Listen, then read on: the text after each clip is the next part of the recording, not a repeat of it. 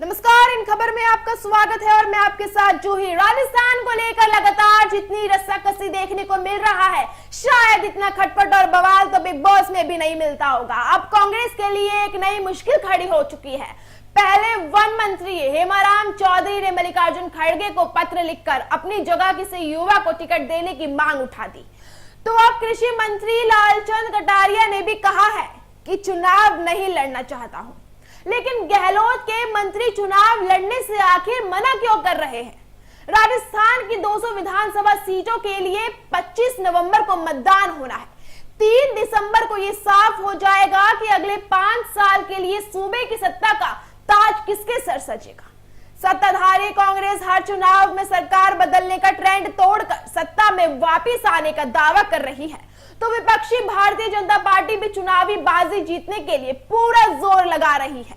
चुनावी बाजी जीतने के लिए जारी इस सियासी जंग के बीच कांग्रेस के लिए एक नई मुश्किल खड़ी हो चुकी है। बीजेपी जहां टिकट की आस लगाए नेताओं की नाराजगी से जूझ रही है, वहीं कांग्रेस की मुश्किल ये है कि सूबे की सरकार में मंत्री भी चुनाव मैदान में उतरने से कतरा रहे हैं। अशोक गहलोत के नेतृत्व वाली सरकार में पर्यावरण मंत्री हेमाराम चौधरी ने तो कांग्रेस अध्यक्ष मल्लिकार्जुन खड़गे को पत्र लिखकर यह मांग कर दी है कि उनकी सीट से किसी युवा चेहरे को टिकट दिया जाए। हेमाराम के बाद अब राजस्थान सरकार में कृषि मंत्री लालचंद कटारिया ने भी ये कह दिया है, चुनाव नहीं लड़ना चाहता हूं, मैं अब अध्यात्म की ओर ध्यान लगाना चाहता हूं। पूर्व मंत्री और कांग्रेस के वरिष्ठ नेता भरत सिंह पहले ही चुनाव लड़ने से इनकार कर चुके हैं।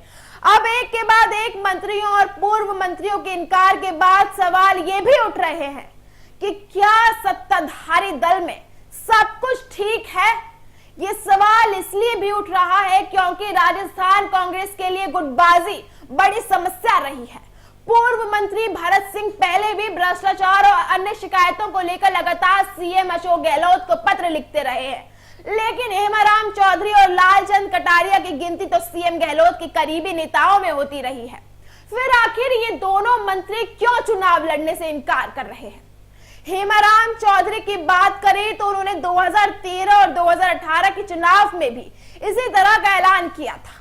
मान मनोबल के बाद हेमाराम मान गए थे और चुनाव मैदान में उतरे भी।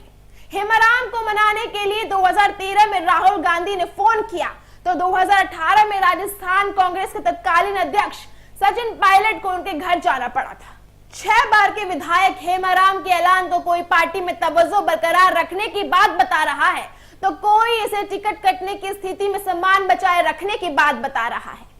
चर्चा तो ये भी है कि हेमाराम 6 बार के विधायक है, ऐसे में एंटी इनकम्बेंसी से निपटने के लिए ये उनका अपना तरीका हो सकता है।